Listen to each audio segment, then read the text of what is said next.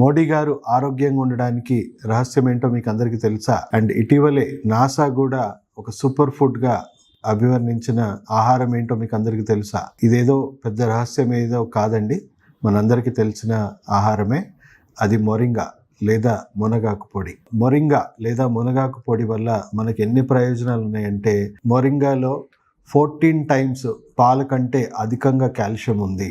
And almost 19 times spinach కంటే కూడా iron శాతం ఎక్కువ ఉంది.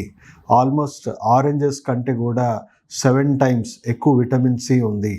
అండ్ బనానాస్ కంటే కూడా ఆల్మోస్ట్ 10 టైమ్స్ ఎక్కువ పొటాషియం ఉంది. అలా ఇది ఒక సూపర్ ఫుడ్ అని చెప్పొచ్చు. హైయెస్ట్ న్యూట్రియంట్స్, డెన్స్ న్యూట్రియంట్స్ ఉన్నాయి దీంట్లో.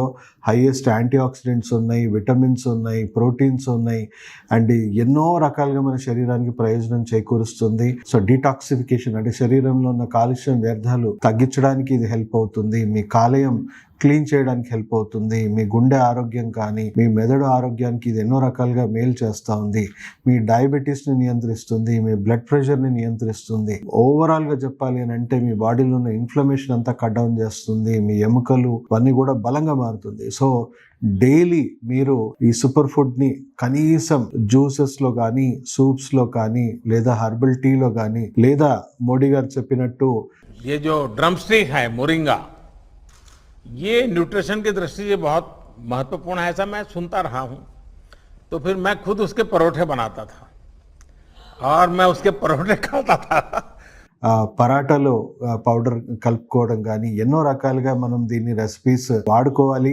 అండ్ అందరం కూడా డే టు డే ఫుడ్లో ఇది ఒక లిమిటెడ్గా తీసుకోవాలి. ఇది లిమిట్స్ దాటితే మీకు దీనివల్ల దుష్ప్రయోజనాలు కూడా కలిగే అవకాశం ఉంది. ఇది ఎక్కువ మోతాదులో మనం తీసుకోవడం వల్ల థైరాయిడ్ డిస్ఫంక్షన్ అయ్యే అవకాశం ఉంది. అట్ ది సేమ్ టైం రక్తం ఎక్కువగా పల్చగా మారి మనకు హార్ట్ ప్రాబ్లమ్స్ లో కొంచెం డిస్టర్బెన్సెస్ అంటే బ్లడ్ ప్రెషర్ లో అయిపోవడం కానీ, లేదా షుగర్ లెవెల్స్ సడన్ గా లో అయిపోవడం కానీ ఇవి జరిగే అవకాశం ఉంది.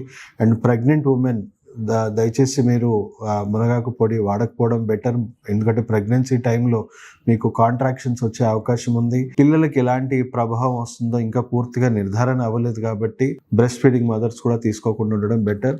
బట్ ఓవరాల్గా మితంగా మీరు డే టు డే లైఫ్లో దీన్ని యాడ్ చేసుకోండి. అట్లీస్ట్ ఒక హాఫ్ స్పూన్, 1 స్పూన్, లేదా వీక్లీ 3-4 టైమ్స్ అలా మీరు చేసుకోవడం వల్ల మంచి ఎక్కువ జరిగే అవకాశం ఉంది. ఒకవేళ మీ బ్లడ్ ప్రెషర్లో మిగతా వాటిలో మీకు ఏదైనా డిస్టర్బెన్సెస్ అనిపిస్తే దయచేసి డాక్టర్ని కన్సల్ట్ చేసి ఎంత లిమిట్స్లో వాడుకుంటే మంచిదో తెలుసుకోండి.